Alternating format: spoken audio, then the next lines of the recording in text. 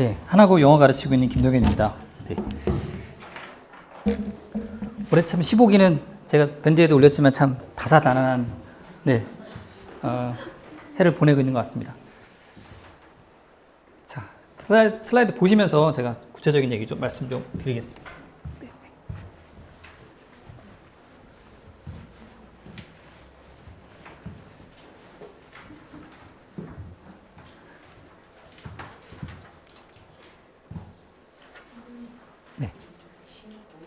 아, 네네. 뭐, 이 정도 잘 보이실 것 같은데.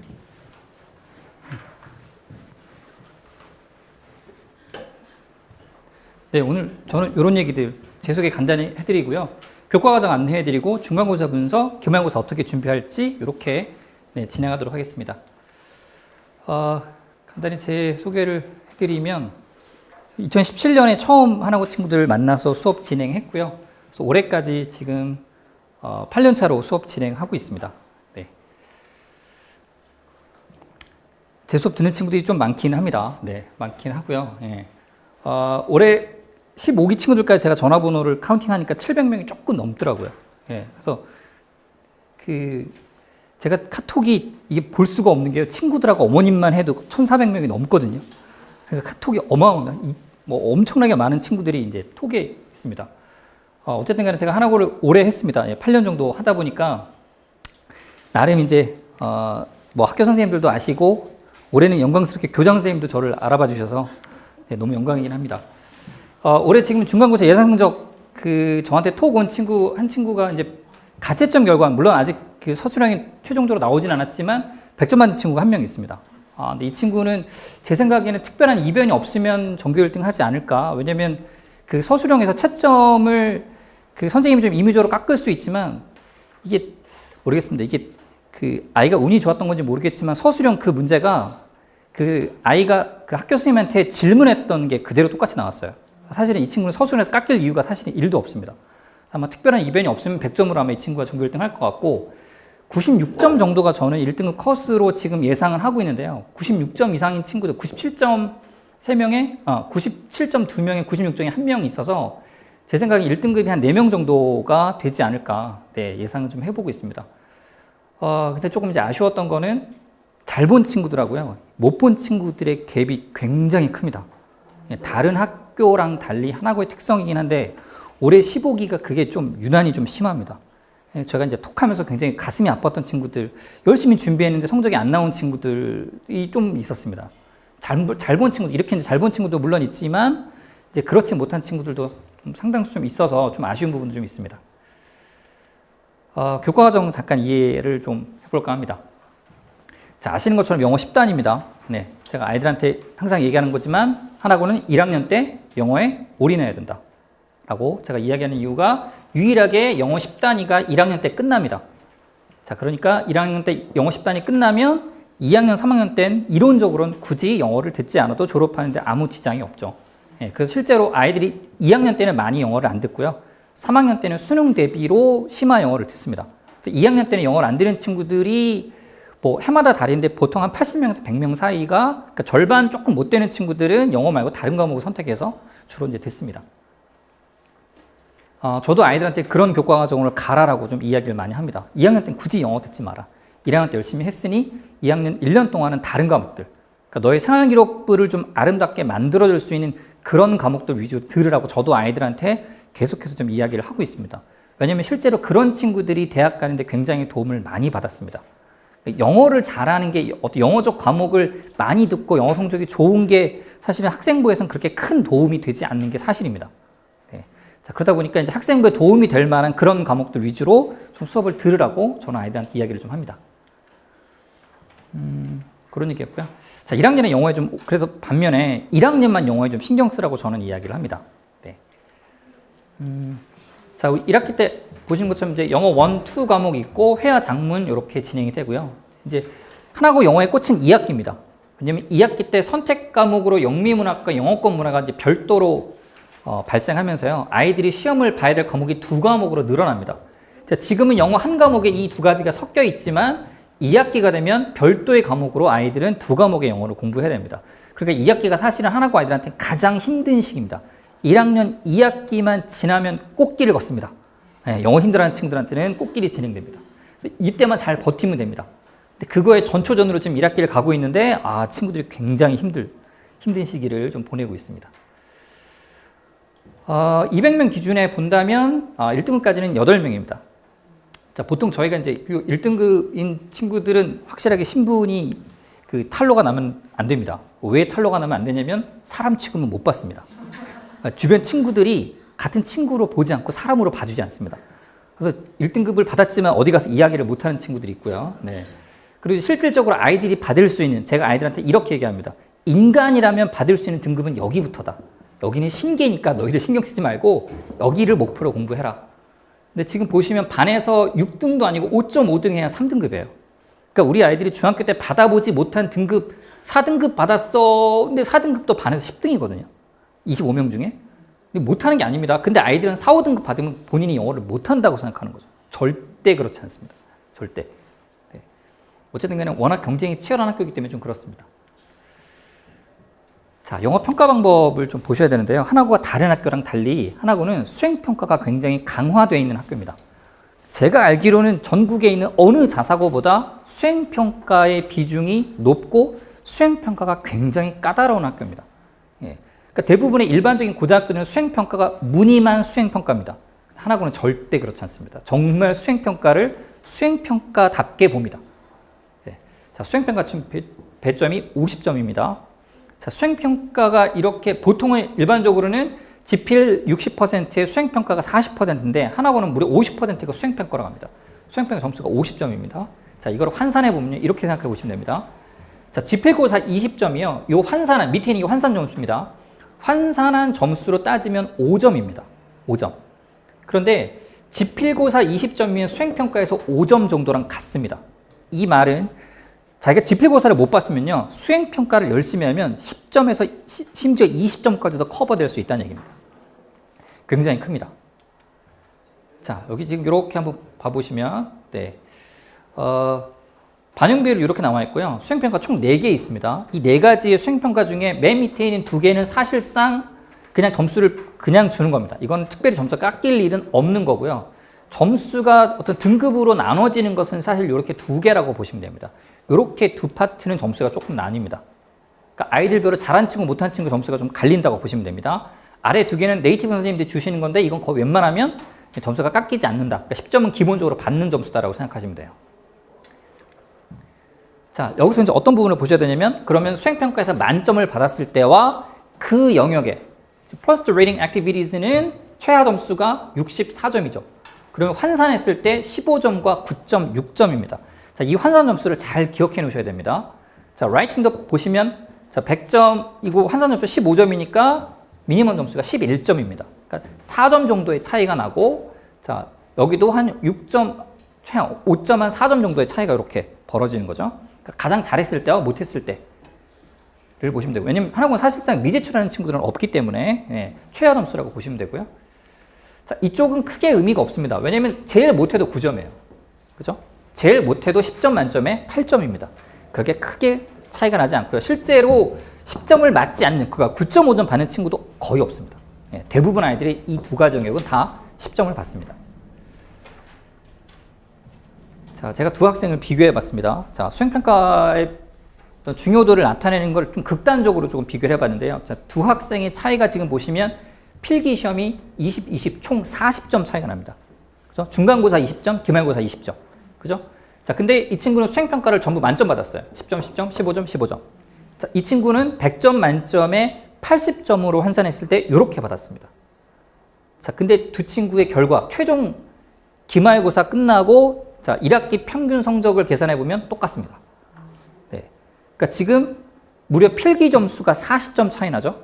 필기 점수 40점을 수행평가 10점으로 커버한 겁니다. 자, 아주 극단적인 케이스이긴 하지만 실제로도 가능하다는 겁니다. 자, 이것은 그렇게 결국에 수행평가를 어떻게 잘 준비하느냐가 하나고는 다른 학교랑 다르게 굉장히 중요하다고 보시면 됩니다. 자, 수행평가 점수가 굉장히 큽니다. 자, 결국엔 지필고사 20점은 수행평가 5점이라고 생각하시면 돼요. 수행평가 5점.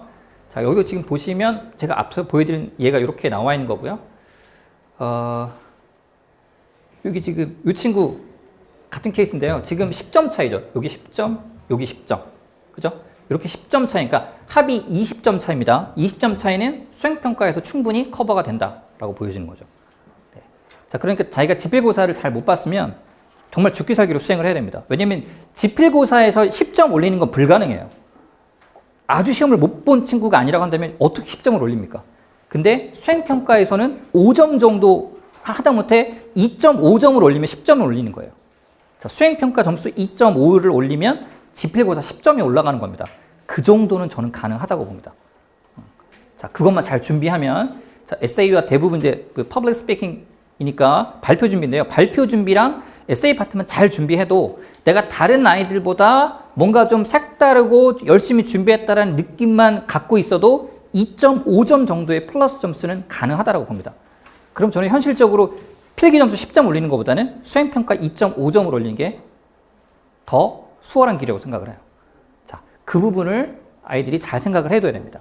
왜냐면 나중에 그 수행평가가 다 합쳐서 기말에 점수가 나왔을 때 아이들이 이해할 수 없는 점수표를 받아들이는 친구들이 있습니다. 대부분 남학생들이에요. 왜냐면 자기 지필고사보다 점수가 떨어지거든요. 예. 왜냐면 그건 수행을 많이 깎았기 때문에 그렇습니다. 발표를 제대로 안 했거나 아니면 발표 시간에 많은 지적을 받았거나. 네. 자, 그렇기 때문에 수행평가 점수 관리를 잘 하셔야 됩니다. 자, 중간고사 분석을 좀 해볼까 합니다. 자, 올해 15기 특이사항 몇 가지만 좀 짚고 가볼까 합니다. 자, 제가 8년 동안 지금 하나고 수업하고 있는데요. 올해 15기가요. 학습량이 가장 많습니다. 1학년 1학기 중간고사 기준으로 자, 2017년부터 제가 수업을 하고 있는데 올해처럼 이렇게 많은 양을 아이들이 시험 범위로 했던 적이 없습니다. 올해처럼 이렇게 어려운 교재를 시험 범위로 했던 적도 없습니다. 자, 단연컨대 올해가 최고입니다. 올해가 아이들이 가장 힘들 거예요. 네.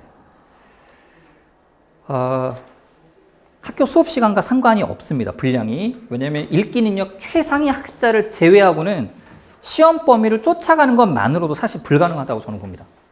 네. 심지어 그 MJ쌤은 이렇게 말씀하셨습니다. 내 수업은 세 타임 같은 한 타입 수업이 될 거야 라고 아이들한테 이야기하셨어요.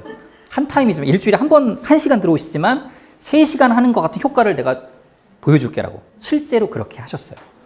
네. 어마무시한 양을 수업을 하셨죠. 수업을 어마무시한 양을 아이들한테 던져주셨죠. 정확히 말한다면. 그리고 어떤 부분이냐면 아이들한테 던져주는 지문의 양이 굉장히 많습니다. 근데 실제로 시험에 출제되는 지문은요, 그 중에 5%밖에 안 나와요. 왜냐면 이게 시험지가 무조건 7면, 많았을 때 8면입니다. 그러니까 7쪽이죠. 7쪽 안에서 끝내야 돼요. 8쪽 이상 넘어갈 수가 없습니다. 그러니까 대부분은 일부만 발췌합니다. 근데 그 양이요, 전체 100% 중에 실제 시험지에 나와 있는 지문은 5%밖에 안 돼요. 그러니까 95%는 시험지에 안 나와요. 보통 일반적인 고등학교들은요, 양이 얼마큼이냐면 한 50% 분량 정도는 그나마 시험지에 나오거나 아무리 못 나와도 30% 이상은 나옵니다. 근데 하나고는 5%밖에 안 나와요. 자, 엄청나게 양이 많다는 걸 보여주는 거죠. 역대급 난이도의 원서 교재들인데요. 저희가 메인 교재를 쓰는 여기 2권이 있습니다. 인물복화 있습니다. 자, 그리고 요게 지금 제가 다 못 싣고요. 이거 말고 한 5권 정도가 더 있습니다.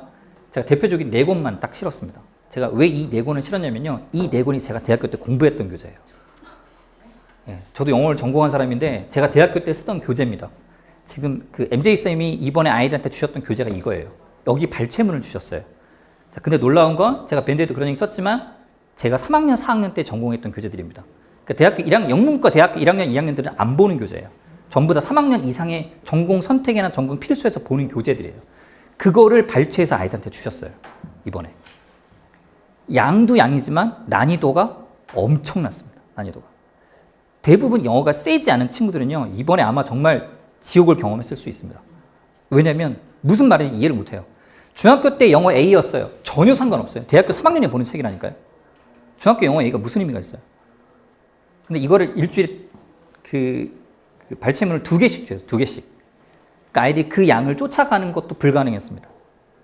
굉장히 많은 양, 그리고 굉장히 어려운 내용이었어요. 한국 1학년에서 이렇게까지 고난이도의 발췌 지문을 주셨던 건 처음이었습니다. 그러니까 저도 좀 당황스러웠어요. 제가 다시 대학으로 돌아간 것 같았어요. 이거 나 대학교 때 보던 교재인데 이걸 왜 주셨어? 라고. 아, 이 선생님은 영문학 전공하셨구나를 제가 알았어요. 네.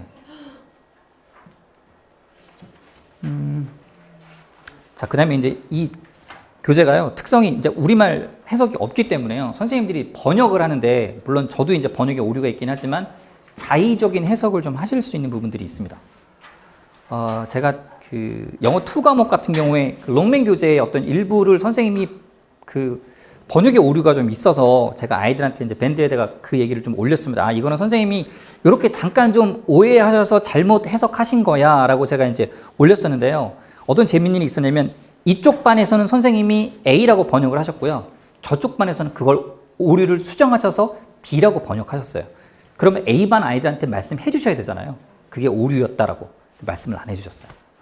네, 실제로 있었던 일입니다. 그 아이들한테 물어보시면 알 겁니다. 네, mercenary라는 단어였는데요. 이게 용병이라는 뜻이 있고요. 그다음에 이제 그 자본, 재정이라는 뜻이 있습니다.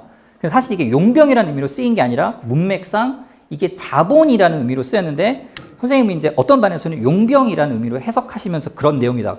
그래서 아이들이 쉬는 시간에 질문을 했어요. 선생님, 근데 아무리 문맥상 읽어봐도 이거는 용병이라는 뜻으로는 해석이 안 될 것 같은데, 선생님 끝까지 이거는 용병이 맞다. 근데 신기한 건 저쪽 뒷반 가서 수업할 때는 그걸 자본이라고 바꿔서 수업을 하셨어요. 실제로 우리 있었던 일입니다. 그러니까 이제 선생님 수업하시다 보니까 그게 아닌 걸 알 수 있죠. 선생님 사람이니까 당연히 실수할 수 있습니다. 저도 실수할 수 있고요. 선생님도 실수할 수 있습니다. 자, 그래서 이제 요렇게 어떤 수능 교재처럼 정확하게 한국어 번역이 없는 교재들은 학교 선생님이든 아니면 이 수업을 뭐 진행하시는 선생님들이 자의적으로 해석하실 수 있어요. 특히 문학 지문이 그렇습니다. 문학.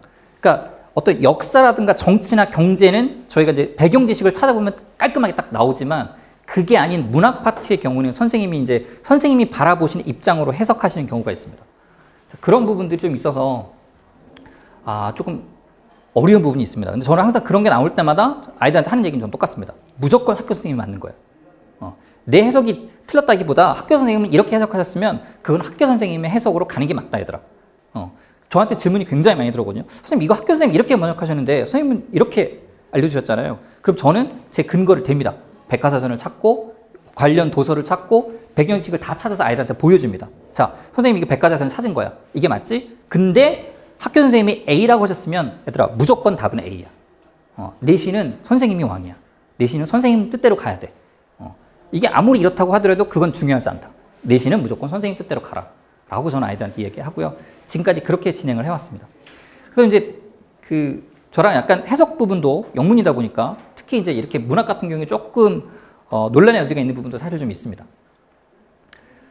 서술형 답안 감점도 되게 기준이 황당합니다. 스펠링 오류는 이해할 수 있습니다. 대소문자 오류도 이해할 수 있는데 9득점 오류도 점수가 깎입니다. 근데 이게 몇 점짜리냐면 4점짜리예요. 4점짜리로 어떤 내용을 서술하는 건데요. 스펠링 2개 틀리고요. 대소문자 하나 틀리고 9득점 틀리면요, 빵점이에요. 저게 하나당 틀리는 거 하나당 마이너스 1점입니다. 틀리는 거 하나당. 그럼 4군데 틀리면 빵점인 거예요. 그러니까 점 하나 잘못 찍으면 이게 쉼 편집, 맞춤 편집 못 알아보면 마이너스 1점이에요. 4점짜리 문제였어요. 이런 걸로 감점시키는 건 저도 처음 봤습니다. 한국어 수업 하면서. 그러니까 스펠링 오류는 저도 이해할 수 있어요. 대소문자 오류는 좀 그런데 9득점 오류까지도 잡아내신다는 건 조금 저로서는 이해하기 힘든데, 어쨌든 학교 선생님이 그렇게 하신다고 하니까 뭐 그렇게 진행을 할 수밖에 없는 것 같고요. 자, 또 한 가지는 서답형 3번에서 7번까지가 지문이 없습니다. 영어 문제인데 지문이 없어요. 지문 없이 영어 문제를 어떻게 풀죠? 기억해서요. 내용을 기억해서 풀어야 돼요. 그런 문항이 3, 4, 5, 6, 7 5문항이었어요. 앞에 서술형 1번, 2번까지는 지문이 있었고요. 예, 서술형 3번부터 7번까지는 지문이 없어요. 그러니까 아이들이 이게 무슨 내용인지를 기억해야 되는 거예요. 기억해서 그거에 관련된 내용을 쓸 수 있어야 돼요. 보통은 이런 문제는 몇 문항 출제되지 않는데 올해 유독 이런 문항이 좀 많습니다. 예, 최근 몇 년간 이렇게 많은 문항이 출제된 적은 없습니다. 그러니까 어떤 내용에 관해서 예를 들면 인상주의의 어떤 특징에 관해서 서술해라, 이런 게 문제였어요. 그러니까 인상주의와 전통예술, 그러니까 인상주의 미술과 전통 미술의 차이점에 관해서 써라, 이런 게 문제였어요. 예, 이번 시험 문제가 사실 그랬습니다. 그러니까 그런 문항들이 좀 많았습니다.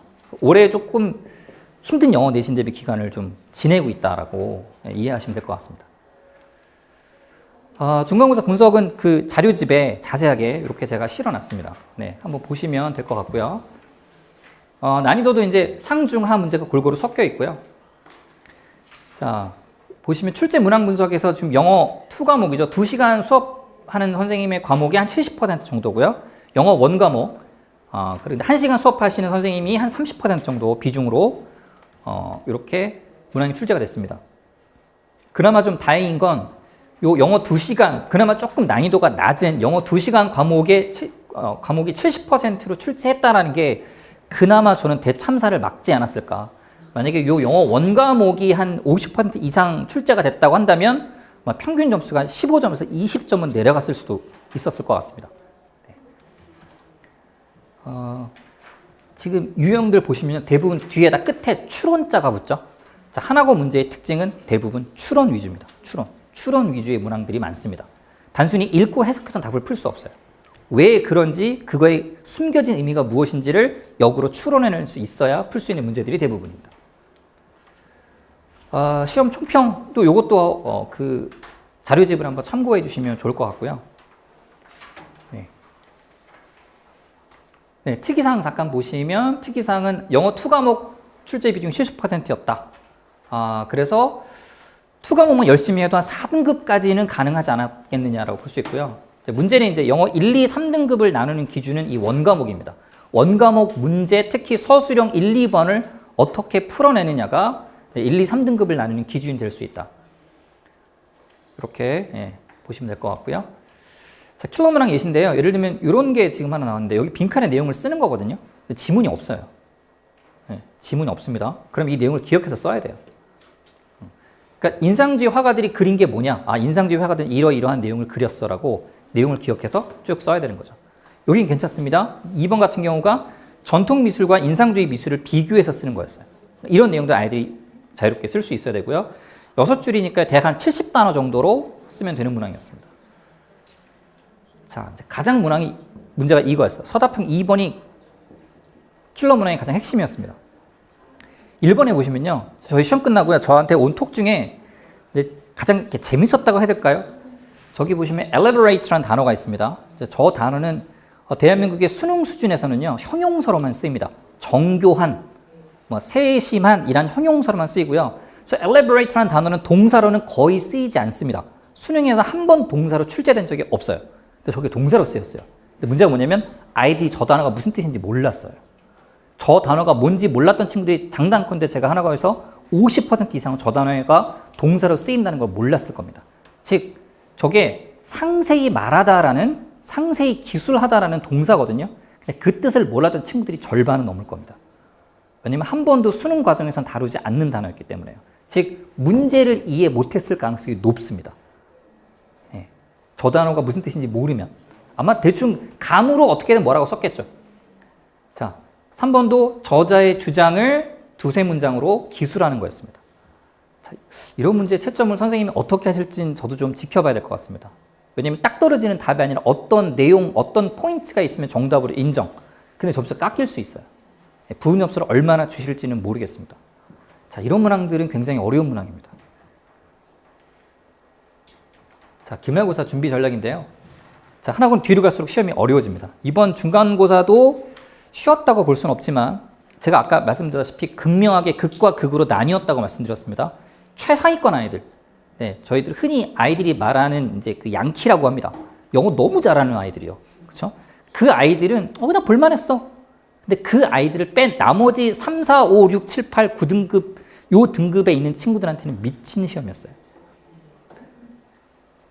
근데 이게 난이도가 더 올라갑니다. 선생님들이 두 분 선생님 모두 다 그렇게 말씀하셨어요. 기말고사는 더 어려워진다 라고. 그리고 실제로 항상 해마다 기말고사는 어려워졌습니다.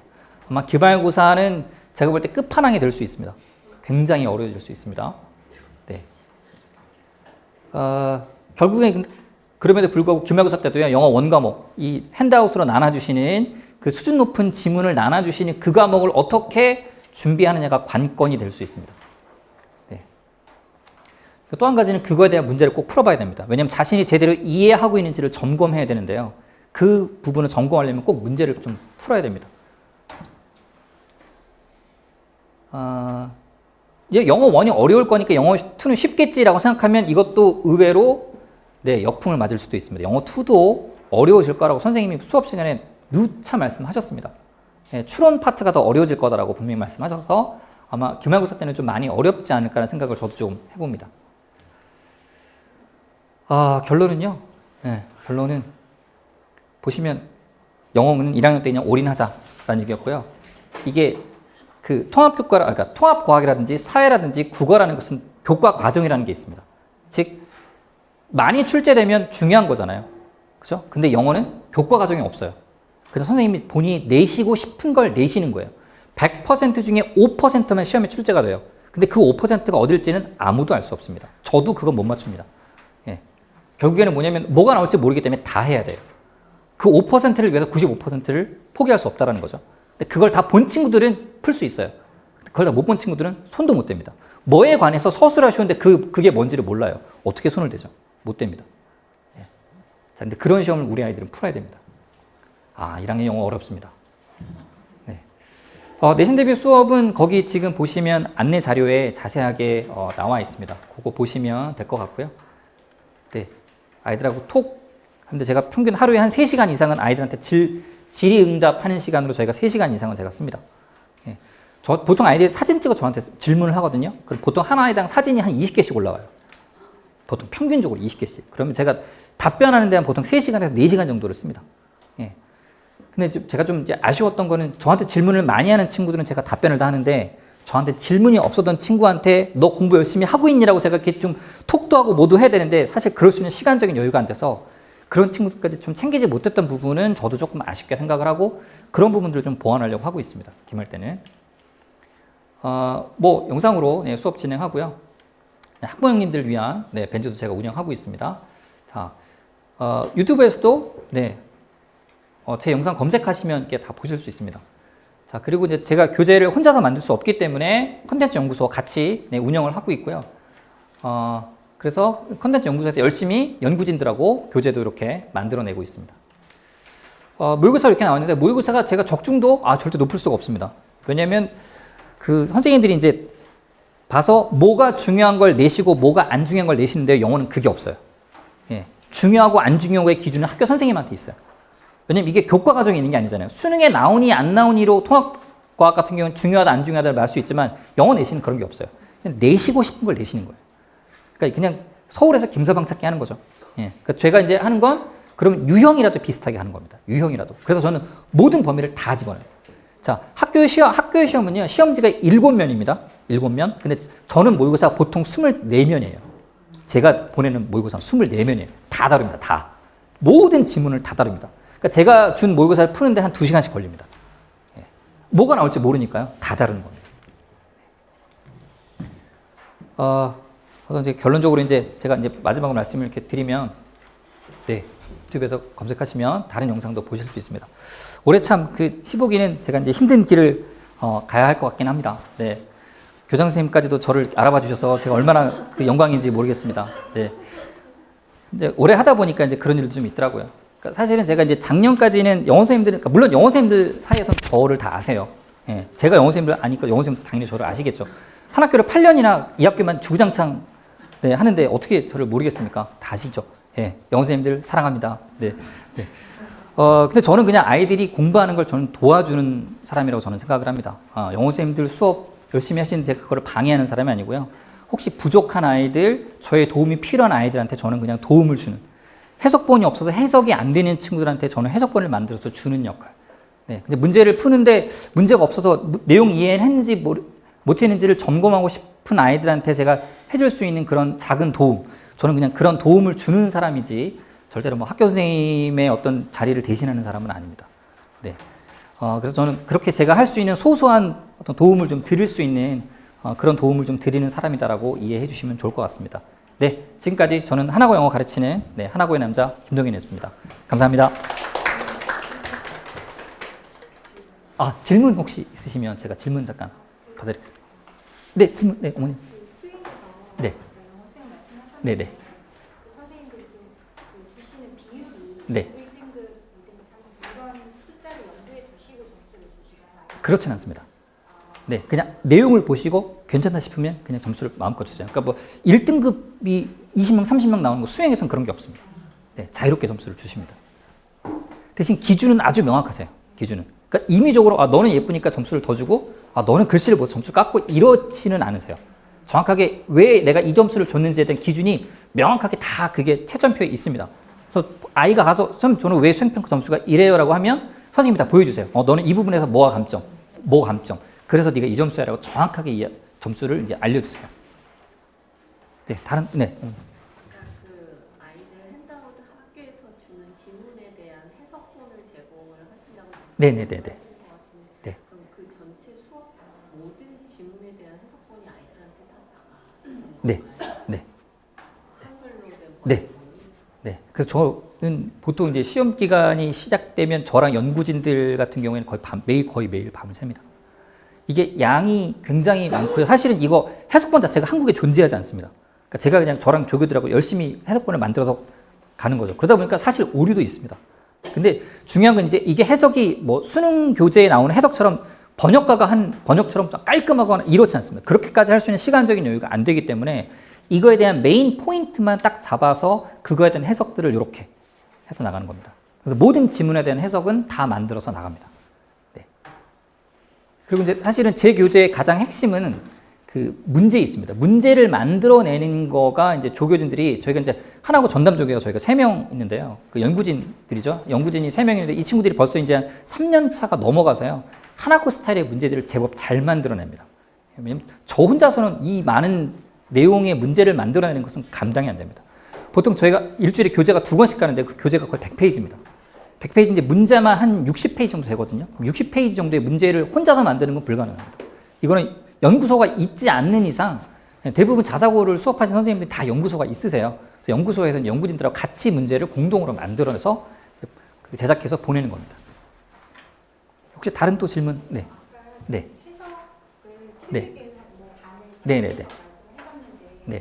그 문제를 냈다고 하는 게 올해 지금 이번 중간고사 말씀. 근데 그거는 문제로는 안 내셨습니다. 네. 그 수업 시간에는 말씀을 하셨는데 그 부분은 이제 문제로는 출제하시진 않으셨어요. 수업 시간에 선생님이 단어 오류가 좀 많다고 하긴 하더라고요. 네네네. 해석을 좀 틀리게. 네네네네. 네. 근데 그게 이제 선생님도 이제 수업을 하시다 보면 사실 이제 해석본이 없는 교재다 보니까 누구 해석이 맞다라고 하기가 조금 애매한 경우들이 조금 있습니다. 특히 문학 지문이 좀 그렇습니다. 뭐 시나 수필 이런 거 걸면 이 단어가 이 뜻이냐라고 뭔가를 딱 하기가 애매한데요. 그러니까 저는 최대한 그것들을 다 배경 지식을 찾아요. 인터넷에 뒤져서. 그래서 찾아보면 그러니까 찾아서 볼 수 있는 것들은 제가 명확하게 근거를 대고요. 그게 아닌 케이스들 정말 문학에 관련된 거면 이거는 선생님이 그렇게 해석할 수도 있겠다라고 저는 그냥 이야기를 합니다. 어쨌든 간에 그런 케이스가 되면 무조건 학교 선생님이 정답입니다. 그건 누가 뭐라고 제가 아무리 백과사전에 찾아서 증거를 들이밀어도 무조건 학교 선생님이 정답입니다. 제가 지금까지 항상 그래왔고 저는 그게 맞다고 생각을 합니다. 네. 네, 다른 질문 혹시 없으시면 네, 저는 여기서 마치도록 하겠습니다. 네, 감사합니다.